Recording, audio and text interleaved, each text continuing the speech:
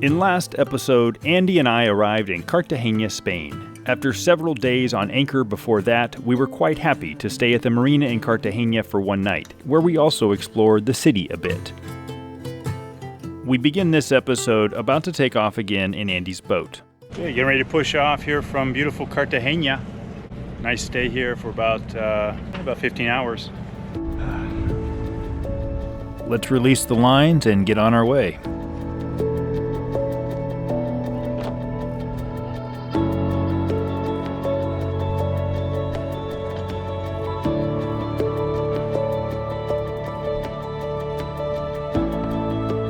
Okay, I'll push it.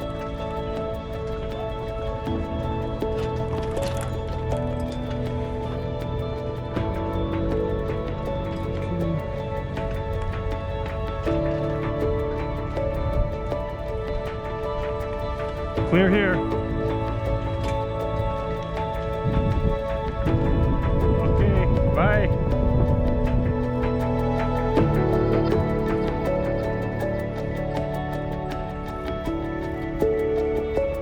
And we're off to our next stop, which is about 75 miles away. It was a very calm day of sailing. We went pretty slow, which meant we would also arrive later than we had hoped.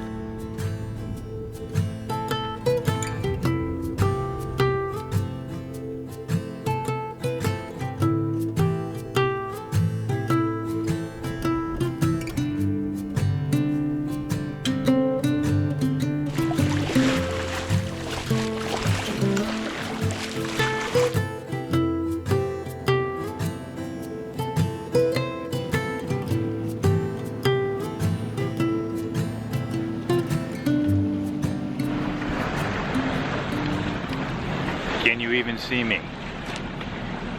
It is quite dark out here. Put my light on.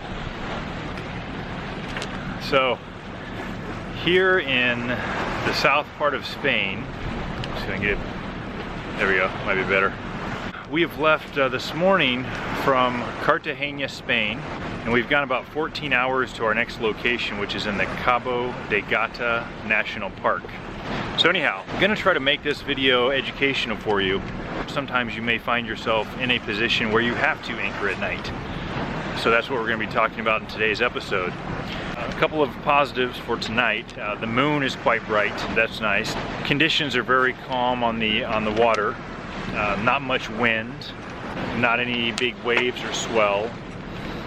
So all these are positives that'll make it a bit easier. I'm going to be joined by Andy here in a moment. He's just down below deck for a moment. There's a big lighthouse up here. Another probably 15 minutes. Once we pass that, we'll cut in to the beach area where we're going to plan to anchor.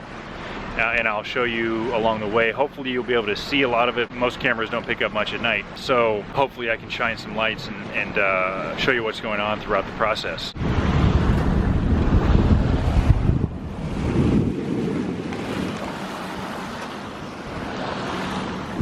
As you can see from the title of the video, how to anchor at night. Now, obviously it's not recommended, but sometimes you might find yourself in a position that you have to anchor at night. Could be because you have a long journey and you don't get to the place till nighttime. Could be you have some problems out at sea that you end up arriving later than you hoped. But sometimes it may happen. So we're going to kind of go through some of the step-by-step stuff you might need to look at, including the equipment, electronics, charts, that kind of thing. Here with Andy again for Motion Cruisers Podcast. We're on his Moody 336, and where are we coming into? Okay, so we're coming into a bay which is called Cala San Pedro, which is in the Cabo de Gata Nature Reserve in the south of Spain. And well, there's a few things that we're going to look out for when we're coming into this bay. So the first thing is we've got our navionics chart, which has given us all our depths. We've got our depth sounder. Yeah, so this is our point here now. We are about 2 nautical miles away from the Anchorage, which we're intending to go into, which is the Cala San Pedro, which is here. So we've got a little island that we're going to go in between. We just calculated it for safety. We've got like 8 meters through here, and and we've got about 180 feet on either side, so we're pretty comfortable with that. The swell is coming from like the east northeast, which is kind of like this direction, so that should give us pretty good protection if we head to like the northeast part of this anchorage. So I'm thinking around here, something like that, and this should put us in around, I think, 6 to 8 meters of depth. Yeah, 6.9, something like that, which would be absolutely perfect. And this whole area is sand around here.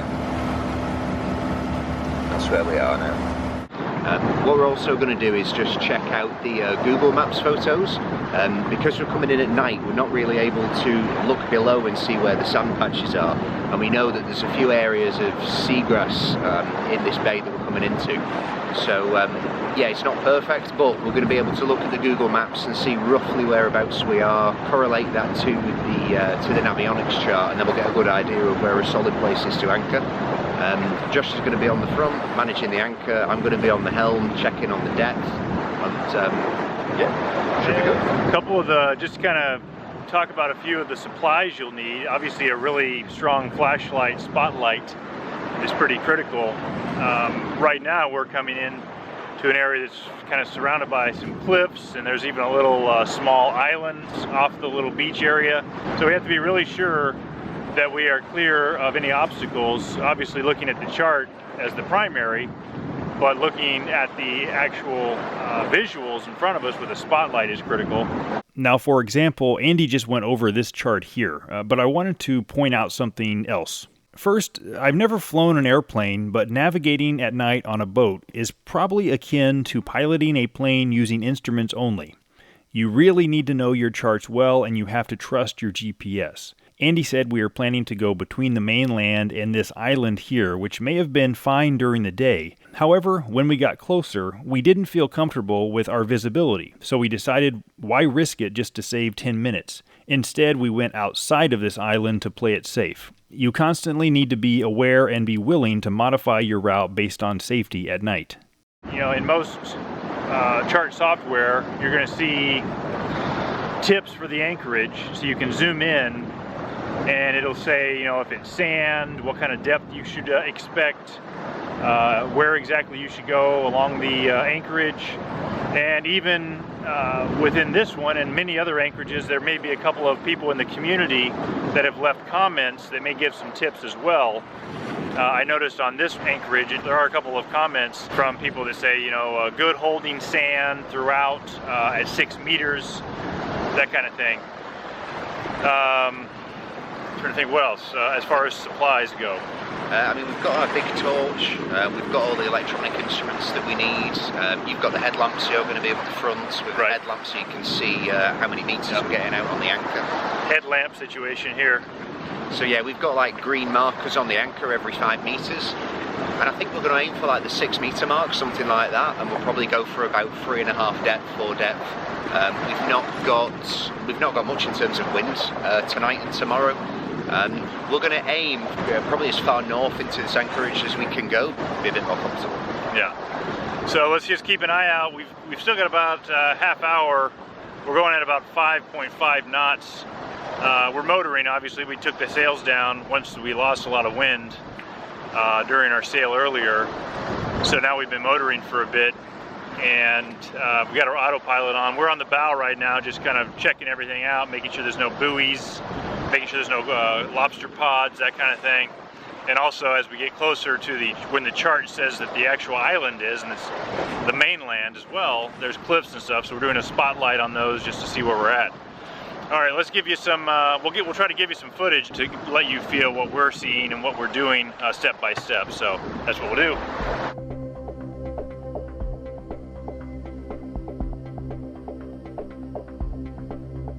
We're getting pretty close to that lighthouse on the cliffs. In fact, if I stop the footage here, you can see where the light reflects off the water and where it stops. So right here is the water line on the land. It looks closer than it actually is. It's still several hundred meters away from us. We're also getting some light from the moon that I've mentioned earlier. It's just not really showing up on camera.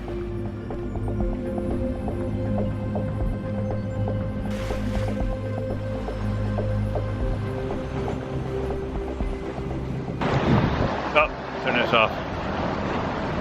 I've got myself positioned on the bow, and in order to show you guys what I'm doing, let me show you how I'm let me show you how I've got myself set up. I can't even speak. So I got the GoPro on the head, and then the light on my chin. That way I can hopefully show you guys what I'm seeing at the same time. Let's try it out.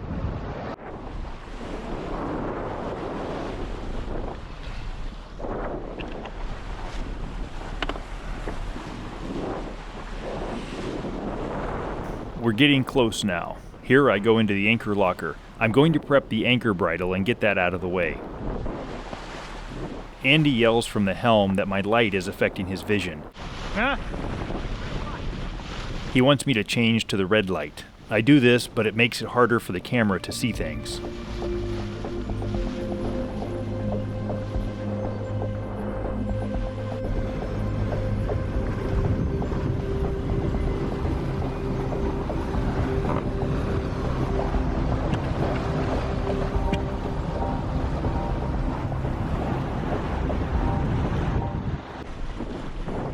Okay, got it. Ready when you are.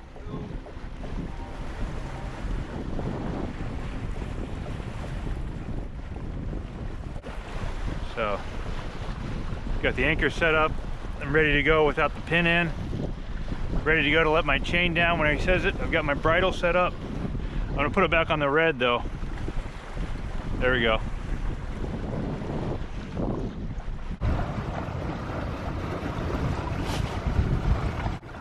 There's other boats in the anchorage right there. Okay, it's right at 2 a.m. Right at 2 a.m. we're coming into the anchorage right now. Okay. Good? 5 green. I can't see the color with the red. I gotta put on the white. There we go.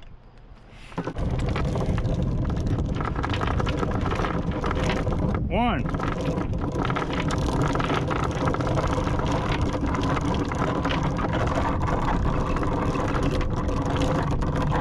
Two.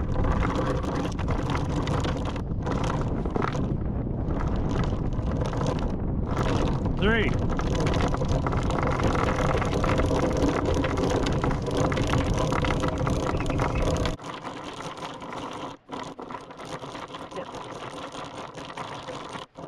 Yo.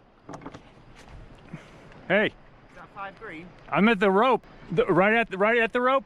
Andy explains he has 30 meters of chain before the anchor chain connects to the anchor rope. That's approximately 100 feet. Since we anchored in just over 6 meters, or about 21 feet, we realize 100 feet is exactly where we want to be at a 5-to-1 scope. I tie off the bridle at that point. All right, we made it in. So the wind's coming off the beach directly, and the swell was pushing us into the beach. So the way we were maneuvering was not really getting into the right position. So we had to let a lot of chain out. And even though these boats are not really that close together, we were feeling a little too close first to this catamaran, but once we repositioned, we actually are now at a really nice position right in between these two boats. So that's it. It's not perfect, and it won't be when you're trying to do this at night, but the goal is to get into a position where it's a safe anchorage, where the holding is good. So now we're going to inspect where we're at, for the next 30 minutes, just to make sure there's no movement on the anchor. We also reversed back on the anchor to set it, and it feels solid. It feels solidly set. We put out the length of the scope at about 5-to-1, so we're at about 30 meters out. 30 meters of chain out, which is 100 feet. Anyway, we're going to sit on it for a bit and just make sure there's no movement. We also have an anchor alarm. You can get those apps on your phone or your tablet or your chart, and it can tell you if you have any, if the GPS movement is beyond the little circular radius you put for your anchor, and it will actually alert you. So those are highly recommended. An anchor alarm app for your phone or tablet that will beep or go off an alarm if you get out of that radius that you've set for yourself. Anyway, looking forward to tomorrow. It looks like a beautiful place. We'll tell you more about it in the next episode when we're going to actually explore this beach, but it's known as a very eclectic beach. It's a very hippie kind of beach where actually we can still hear people partying on the beach at about 2:15 in the morning. It's kind of like music, dancing, kind of think Burning Man beach, you know, but it's a much smaller group of people, probably, you know, maybe 10 or 20 people hang out here. A lot of camping. Actually, I can hear singing right now going on the beach. So, should be interesting to check out tomorrow.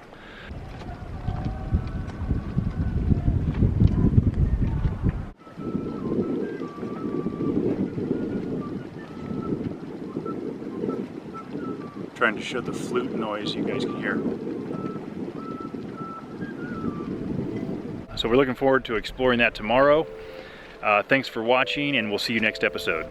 Here's a checklist we came up with for anchoring at night. Obviously, it may vary depending on your circumstances. You can pause it to read it. But let me know in the comments below if you have any nighttime anchoring experience and any additional advice on the topic. Thanks for watching. I'll leave you with some beautiful scenes that we'll wake up to tomorrow morning at Cala de San Pedro.